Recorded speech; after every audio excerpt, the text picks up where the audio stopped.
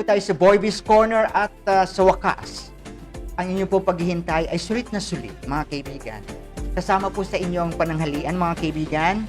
Hindi na po kami magpapatumpik-tumpik pa. Hindi na po kami magpapaabala pa.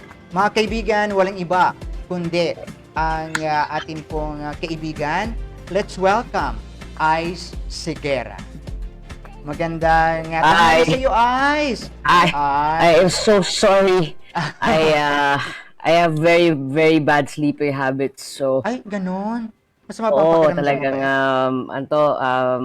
nakatulog ako kanina, umaga na eh. So, Ay, pasensya na oo. kung Oo.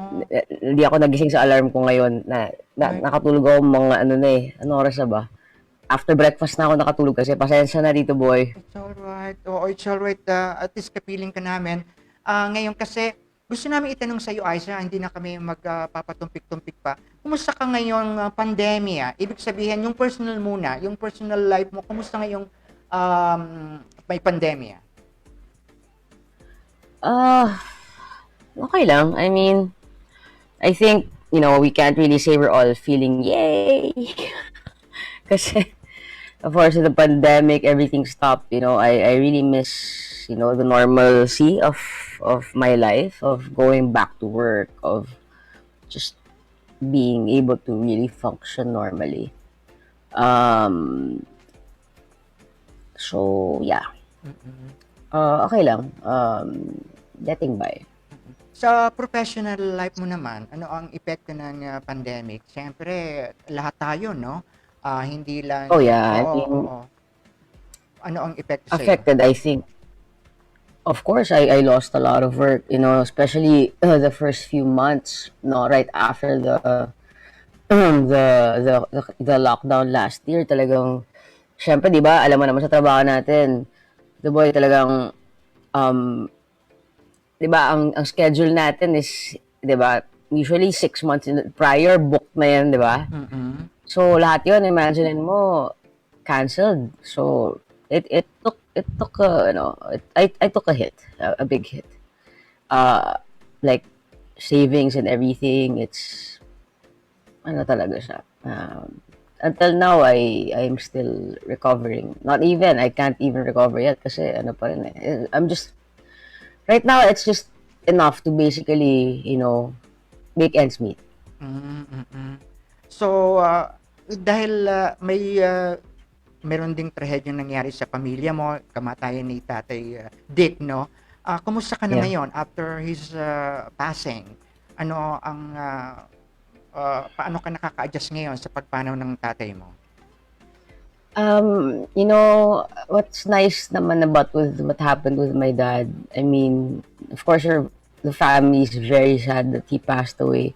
Pero, siguro kahit paano nabiyayaan kami that my dad, we were able to spend time with him.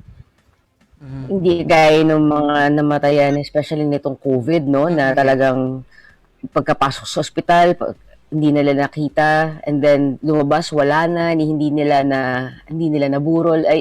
We didn't have that, we had time with my dad. We had time to talk, we had time to, settle old scores. We had time to say sorry, we had time to say I love you, and I think that made all the difference in the world. And so when he passed away, of course, the usual grief period, it's there, it sucks it sucked nung Christmas. It was so painful nung New Year's. It was doubly hard when it was his birthday and my mom's birthday, those things, kasi those are very, very special occasions. But I think we're more at peace. And more than anything, I think when my dad passed away, it brought the family closer. Mhm. We really supported each other. So, if there's one good thing that came out of that when my daddy passed away, I think that yun. Talagang mas nagkaroon ng closeness yung pamilya na talagang ibang klase na. Wala na hindi before. I mean, we were already close as a family, but now it's a different thing. Kasi mas nagkaroon ng pagmamahal. Si Nanay Karing, kumusta? Kumusta ngayong mga sandaling ito? Ay, nako. We were just together yesterday, no? Kasi mm, anak na. Birthday ng anak namin. Ay, So, yeah, oo. magkakasama lang kami. And alam mo naman si mama ko, di ba? Yes. You won't even know she's 80 hanggat hindi mo tanungin eh. Oo nga. Right? You know, my mom, talagang hindi lang sa with how she looks and everything, pero with her body, the way she takes care of herself. I'm just so glad na si mommy, like, you know, talagang she knows how to take care of herself. Busy, So, I'm just blessed. busy pa ba sa ballroom dancing si Nanay Karing, Naku, Ice? isa nga yun sa nalulungkot niya kasi sarado mga ballrooman. Oo nga, eh, no? Oo. So, ano, Especially now, di ba, with this new restrictions, she can't really go out, you know. So, bawal ang tagal hindi nagbo-ballroom. Pero, you know, my mom, ano yan eh, hindi siya yung tipo ng tao, hindi pwedeng mo lang pagkakaabalahan. Eh, ang maganda naman kay mama, like, she's such an artist then na, kunyari, hindi siya makapagsayaw. What she does is, nahiligan magsulse. Hi, So, ang dami ng mga little projects. Like, ang dami. Minsan gumagawa pa yun ng mga face masks. Talaga? Tapos, pero for you know, the family's use lang naman. Nakailan Tapos, ng, gumagawa ng mga damit. Dami! Gumagawa ng damit. Tapos, meron siya pinagdiskitahang manika. Yun yung ginagawa niya ng damit. Oh my goodness. Ang daming... Nakapagsuot ka na ba ng face mask niya? Ano, may design? Anong design? Puro pang babae yung design na ginagawa niya eh. Kaya hindi ko magamit. O di dapat may exclusive para sa'yo. Ay, pero siya yung siya yung nagsusulsi ng mga face mask ko na maluwag. Yan, siya yung ang tawag doon, ano to? Aayos. Siya yung nag-alter. Siya yung nag-alter. Anong namimiss mo, Aiza, sa, you know, yung sa pagkawala ng daddy mo, yung dati niyong ginagawa ng ninyong tatlong ikaw, si Manay Karing, at saka ikaw, ano yung namimiss mo sa pagkawala ng daddy mo? Well, siguro, on top of my head, when you ask me that, I miss his texts. Because my dad, he would always text me, good morning, kumain ka na ba, I love you, every single day. Like, walang araw na hindi bubukas yung mata ko na walang text yan. Ganon, ganda, no?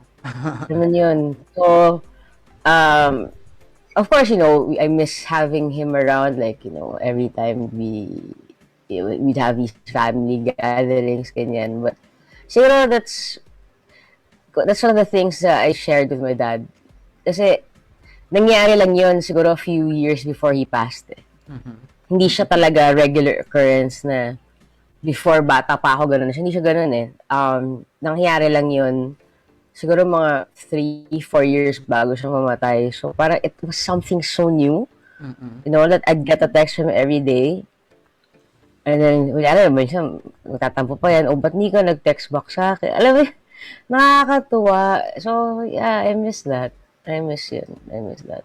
At saka yung mga pagsama-sama niya sa'yo, di ba, nung pre-pandemic ba, na wala pa siyang sakit, how often did he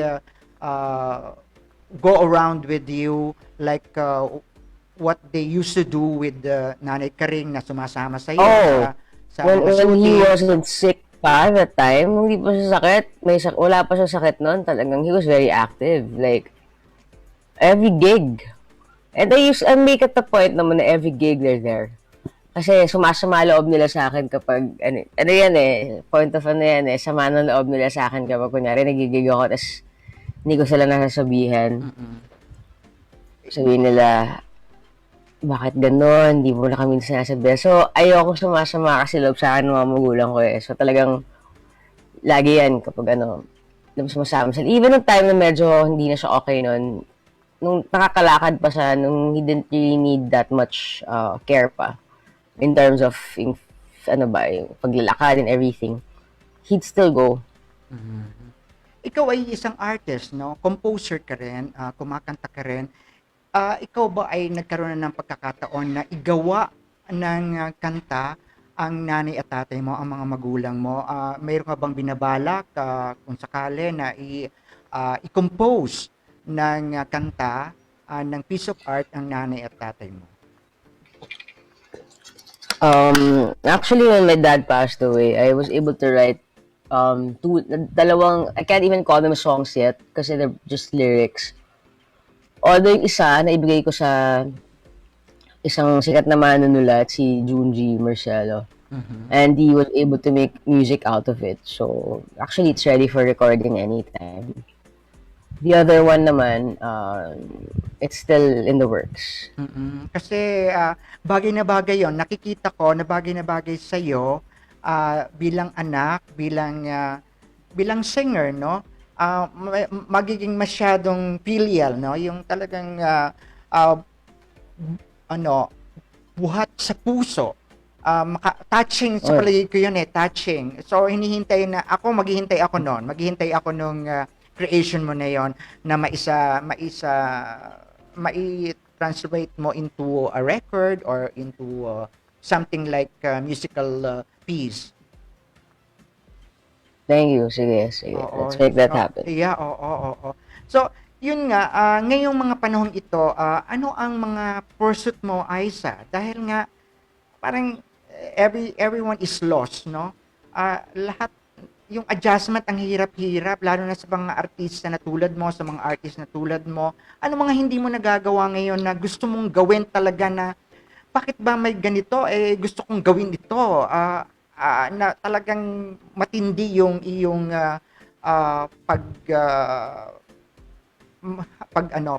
desire. Well, in terms of career, no, in terms of my professional life, right now talaga the recording has taken a backseat. I'm not really, I can't get to that point wherein I'm super inspired to really just keep on creating music, you know, like I'm not there. I don't know why, but I'm not there yet. Siguro talagang that's the thing with, you know, art maybe. Like sometimes you know, like may panahon na you're super inspired, like everything just comes out of you, and then one day biglang poof, you know, feel it, you know.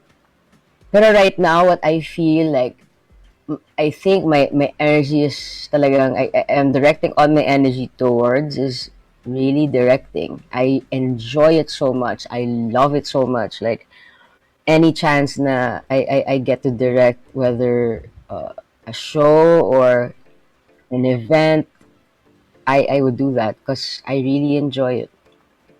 Pelikula, pagdidirect ng pelikula, nasa pipeline na ba yan? Pagdidirect mo ng pelikula, meron na din? I would love to. I would love to do that. Ano ang klaseng pelikulang gusto mong gawin? Kasi pwede namang ngayon, di ba? Papalo lang tayo sa mga health protocols. Oo. So, ano ang klaseng pelikula ang gusto mong gawin bilang director, Ice? Ako, honestly, no specific genre. I would love to try everything. I would love to do everything. Na as long as it's a good film, as long as I believe in the script, I would do it. Yeah.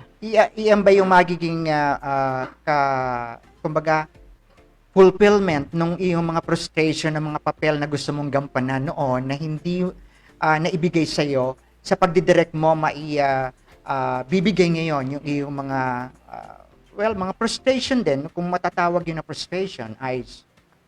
No, I don't think so because as an actor naman, I don't think I ever felt that way. You know, na parang meron akong mga unsatisfactory feelings. So it's really just me seeing another avenue where I can direct my energy towards. It's something, siguro what I love about directing is it's like a culmination of everything that I know. Because it's acting, it's basically organizing, it's it's taking this vision and making sure that you do everything to make it happen. And I want that. I enjoy that. I love working together with like-minded people who see the same vision and who's like willing to give 10,000% of their time and their effort just to make sure that vision happens. So gusto ko yun. Nagsusulat ka rin ba ng script, Ice? Right now, I only write scripts for events, not scripts for- movie scripts Hindi yet. pa po. Although, like, I have stories in mind, ganyan. Pero, parang, hindi ko pa siya masimulan in terms of, like, I think I need to learn more. I need to learn it more kaya bago ako mag-start. Tapos may nagpapatanong dito, ano daw ang future plans ng, kung masasagot mo din ito, para sa pista ng pelikulang Pilipino na which is being spearheaded by Liza Seguerra. Kung masasagot mo, may nagpapatanong dito, future plans for pista ng pelikulang Pilipino considering that there is a pandemic. Meron bang of course, ngayong taon na ito, meron pa ring pista ng pelikulang Pilipino. Ano ang mga future plans nito kung masasagot mo, Aiza? Please do not quote me on this because, of course, it should come from the officials of Film Development Council of the Philippines and its chairperson. But as far as I know, there's no talk of cancellation. As far as I know, since the president declared that September should be the month of it's a movie industry month, ang September. So I think they have big plans for September. So yeah, I really think that PPP is pushing through. Maraming mga film festivals sa Pilipinas, no? Kahit na pandemic, meron ding mga natuloy like yung Pista ng Pelikulang Pilipino, yung Cinemalaya kahit na short film festival ang nangyari. Ikaw ba kapag gusto mong maging participant o mag-submit ng mga project sa mga film festival na ito kahit na talagang gumuhol halos lahat dahil sa pandemic, pero marami pa rin ang Cinemalaya is holding its Cinemalaya scriptwriting seminar with Ricky Lee, no? So mayroon ka bang balak na sumali sa mga festival na ito? Of course. I would siguro in the future. Ako, but more than anything, siguro bago pumasok ng festival, I want to make sure that I am prepared for that. Kumbaga, I don't want to see it as a stepping stone. I want to see it as like one of the milestones of a career. So yes, of course that's in the plan. It's nice that I would have a film na nandyan sa mga sikat nating festivals, sa mga hindi lang sikat ngunit sa mga nirespetong festivals. So yeah. Ikaw But I would have yes. Go ahead. Sorry, you were saying. Sorry, you were saying. Okay. Ikaw ay director na ngayon ng mga events, no? Gusto mo mag-direct ng pelikula. Sino ang current film director na hinahangaan mo at gusto mo maging inspirasyon, nakaka-impluwensya sa'yo? Well, sige, ganito muna. Siguro, I'll tell you na lang who really inspired me. And then, siguro, I'll say the film directors who I like now. So, who really inspired me as a film director is Direk Peke Galiaga. Okay. So, I worked with him for 2 films, which was Aswang and, Shake, Rattle, and Roll. Siguro, what inspired me with Direk Peke's, work is at craft. Kasi talaga really takes it seriously. And, kasi di ba dito sa atin, parang direct is like a word na parang, direct, parang it's a high, parang sobrang respetong word. But ang maganda kay Direk Peke is it takes that job like seriously. Like, he goes to the set so prepared na ikaw bilang tao, mahihiya ka na hindi ka preparado pag pupunta ka sa set. He knows his shots. So, as an artist, you don't feel na nagsasayang ka ng oras on set because you know the scenes that he will shoot on that day. So you are prepared as well. alam mo yun, preparado ka dahil yung director mo ay preparado. And he makes sure that everything, like, you know, like, everything around you is just sobrang, in terms of production design, talagang he makes sure na, you know, like, maayos yung set ninyo so that ako kayo bilang artista din, talagang you feel that you're really in that milieu, in that landscape, di ba, of the set. So, talagang, I want to be like him because I think he's very much detail-oriented. Anong paksa ng With, sige, sige. And the directors I like now, of course, I really enjoy Sigrid. Sigrid, Sigrid Andrea Bernardo. Okay, oo. Yeah. Yeah. Of course, Direct Brillante. I like Direct Brillante. Meron ditong nag-post from Maricusi. Siya yung si Maricusi Ice ay isang very avid Noranian at she's missing your moving acoustic songs daw. Oh, thank you. Moving on, Ice, ano ang paksa sa isang pelikula o tema na gusto mong talakayin sa pagdidirect mo? Well, you know, I'm a big thriller fan. May ako sa mga true crime, ganyan. So that may be a genre that I would want to, you know, try. Or, siguro, I'm not big on rom-com kasi hindi ako mahilig sa mga ganun. So, I don't think. But of course, I will not close my doors. But, hindi siya on top of my list. Adventure films, maybe. Basta yun, I think thriller. Thriller or a good drama. Hindi, hindi melodramatic film, Okay. but a good drama film. Sino mga artista naman ang nasa isip mo na gusto mong i-direct?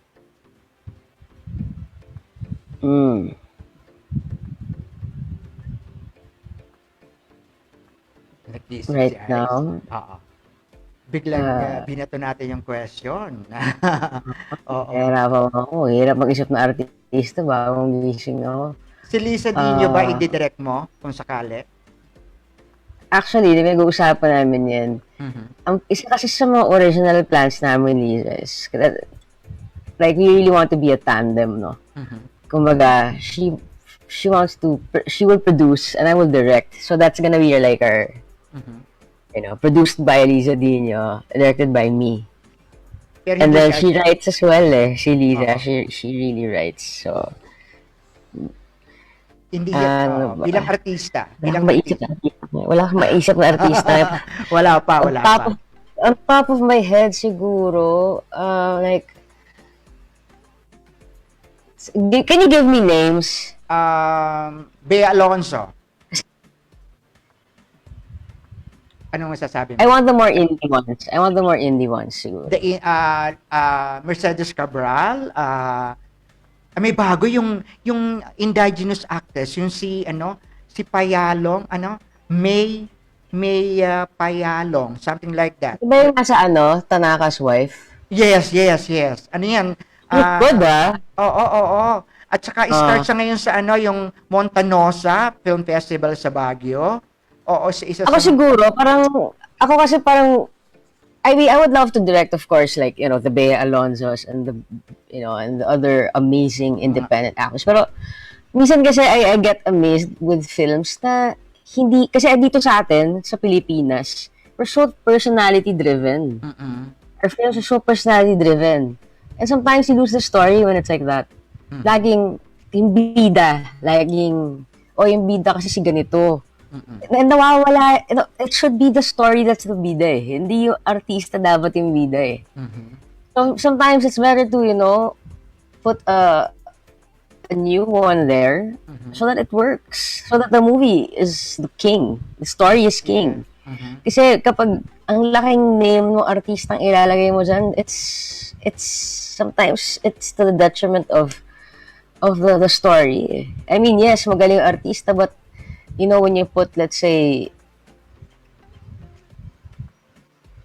I don't want to name names, but when you put a super sikat actor or actress there, sometimes all you see is the super sikat actor and actress, not the character of the film. Diba? We always say, ang galing umarte ni ganito, but it shouldn't be like that. Dapat natouch ako sa pagganap ni ganito. Or yung kwento ni ganito, yung kwento ng character na to, it should be like that. It shouldn't be about the actors. Oo nga eh. Nako, So, frustration yan, ano, dahil yun nga, yung market, paano mo pupulsuhan yung market, Ice, na nakasanayan na nila na ganun yung orientasyon. So, ano ang iyong balakin? Paano mo ito malalabanan? well, I think it depends on your audience. And I believe that, no? Just how, you know, in the music industry, we have the bars and we have your Araneta Coliseums. Not all films should be shown in Araneta Coliseum. Diba? Not all concerts should be in Araneta. There are shows that should be seen in bars. That doesn't mean it's a bad show. It means that the audience is a different audience. It's for a smaller audience. It's like films. You know, there are films na, you know, it may be on a lower budget. Not necessarily low quality, but lower budget. But it's for a limited audience. It's for an audience na pili because syempre alam natin if it's for a bigger venue, a bigger, you know, a wider release, it should be, you know, sobrang kilalang mga artista, sobrang sikat na sikat. And, you know, like I said, hindi naman ako sa humihindi, but of course, I would want to work then, you know, where the story is king talaga na. And if that requires a smaller you know, a smaller audience para mag-working ganun. I think, you know, word of mouth naman, sometimes in the Philippines, if it's a good story, word of mouth will happen. And malay mo. Yes. Ang layo na ng naaabot ng isip mo, Ice, pamula nung nagkaka-interviewhan tayo nung ikaw ay nasa Eat Bulaga pa. Ako aantig yung puso ko ngayon.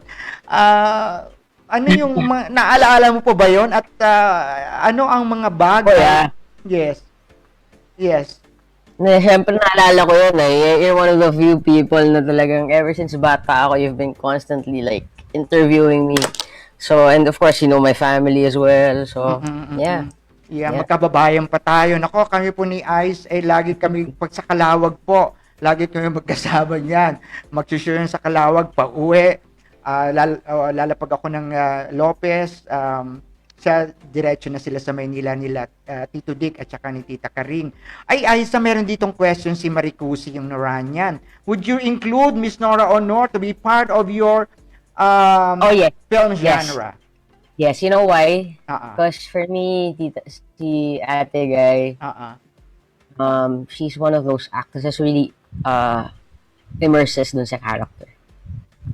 Yes, she's Nora Honor. Yes. Alam nating lahat na si Nora Honor siya. Pero, ang gusto ko kay Ate Guy, talagang she can really look the part. Yes. Ay, nako. Kasi alam mo, pet peeve ko yun eh. Pet peeve ko yung mga ano ba, yung mga artistang, let's say, ang role nila, hindi naman maayos ang buhay, bagong gising, paggising naka-makeup, I mean, ano ba? Pero si Ate Guy, I don't see her like that. Alam mo yun? Like, she stays true to the character. And she's one of the artistas na, yes, she can be explosive if she wants to, but what's nice about her and what I really love about her is the inner workings.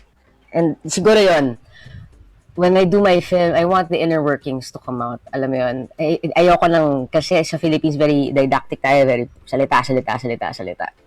Ayoko lang puro salita. I want the movie to show, not just puro tenga yung mangyari, pero, you know, show the emotion, show the feelings, don't say it. Diba? Show it. So, that's what I want to see. And of course, who has the best eye acting, but ate guy. Yeah. Nakaka-excite Yes, yung, like, nakaka-excite yung gagawin mo ha, Aiza. O Ice. Oo. May isa pang tanong dito, are you open to train willing youth or yung mga kabataan na nais matuto directly from you? the thing is, I'm not a good teacher. I think teaching is am I willing to train? Is that what you asked me? Yes. Willing to train Yun, youth. tama. Oo, So, yung mga I'm not a kabataan. good. I'm not blessed like my mom, who's a very good teacher. Mm-mm. I don't think. I mean, like what I always say, I am not closing my doors. Ayaw bigla in-interview mo ako 2 years from now, here I am training kids. But right now, I am not in the right frame of mind, or I don't have that much patience to train kids. And I don't think I'm really good with kids. And siguro yun yung downside if you start working very young. Mm-mm.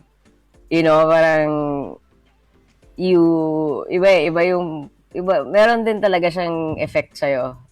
Parang since I started working very young, parang madali uwi yung ulo ko sa bata. Ganon. Ay, so anong masasabi mo? Sa mga nanonood natin ngayon, ano ang inspiring words na pwede mong ibahagi sa kanila? Inspiring words. I mean, about what? About anything. About, maybe about relationship, about gender liberation, or yung mga ganon. Well, ako naman, siguro, well, ito na lang. So my wife and I had a very nice conversation last night. And then, siguro, if there's one thing I learned from that conversation, and this is always a dictum I've always lived by, is that every day is a learning thing. Every day presents us opportunities to learn. It may be, disguised as painful experiences, but, kailangan mo lang himayin yung painful experience na yun to get that knowledge. And that's the thing with life. Life, sometimes, I think people say that, I feel I'm stuck in this rut. I feel like I'm in a cycle of just failing miserably. But I really believe that unless you break that cycle on your own, you won't get to that next level. And it's up to us. It's up to all of us to see the cycle. And unless you're not aware of it, then you will stay there and keep staying there hanggat hindi ka nakakarating dun sa, oh my God, dun sa realization na, hey, I need to change things. I need to do something to make my situation better. Because I think, we have a tendency to sometimes blame it on other people, with what's happening to us. Buhay ko ganito, kasi si ganyan, kasi si ganito. But, I think we should all learn how to be accountable. It's always a two-way thing. And basically, we are the captain of our lives. Tayo yun eh. The universe gave us free will. Diba? Or, God gave us free will. And I believe that. He gave us free will because it's up to us to decide on things, how we should live our lives. So, yun. Well said. Learn from every day and take yourself to a higher level by breaking the cycle you're in now if you don't like where you're at right now. Well In said. terms of LGBT community and and love, and it's always about being true. Yes. Being true to yourself. Living a truthful life. It's hard to be, alam mo, I mean, it's a hard relationship. It's doubly hard because, of course, of what society tells us. Pero I think when you have the truth in you, it's it's It's sweeter. liberating, yeah. It's Sweeter to be free. I'm not saying it's not hard, but it's much, much sweeter to be free. And siguro ang importante lang talaga is ikaw mismo sa buhay mo, sa sarili mo, talagang matanggap mo kung sino ka. Kasi I think even though a lot of people are already seeing themselves as, as one of the LGBTs, no, there's still that of acceptance, and you don't meron pa rin silang, they still have a hard time accepting themselves because of course, diba, there's this, may relihiyon, may so many things that people tell us. But ako naniniwala ako, God is so big, whichever way you wanna go to meet him or her, go your own way, go look for your own journey, look for your own path, because God is so big you can't miss. You can't miss. Hindi mo, there's no right way, there's no only way. There's that way is your heart. So if you feel in your heart you're a good person, then you are a good person. If you feel in your heart that you're being truthful to that person you're loving, then you're a good person. Diba? That's freedom. Yun. At happy birthday nga pala kay Amara. 13 years old na siya. At of course, your family. Kailan daw masusundan si Amara? Ice. Ako, hirap, may pandemic. Oo nga. Oh, yeah. Yeah. Medyo mahirap magpadala ng mga mga ano dito. Tawag dito, ng mga specimen dito. Okay, yeah. Oo. Uy, Ice, maraming salamat sa iyo at I hope hindi Thank you din, boy. And pasensya na rin if I'm late. Sorry, I'm so sorry. Basta nandito I'm so happy I was able to make it though. Mandito ka, salamat. Maraming salamat. At nako, yung mga taga-panood natin, nako, ang dami-daming nag-abang talaga sa iyo at maraming salamat sa iyo, Ice. Maraming salamat din po sa mga nag-abang. Pasensya na po kung napaghintay ko po kayo ha. But ayun, thank you very much for being in. To all those who asked the questions, maraming salamat po. Yeah, salamat din. Maraming salamat. Mga kaibigan, si Ice Seguerra po, palakpakan natin. Ayan ako, pumapalakpak ako. Bye guys. Thank you. Pumapalakpak ako. Ayan, okay. Maraming salamat kay Ice at kay Maiza, yung executive secretary ni Liza, at kay Liza din. At we wish you good luck to kay Amara, happy birthday. At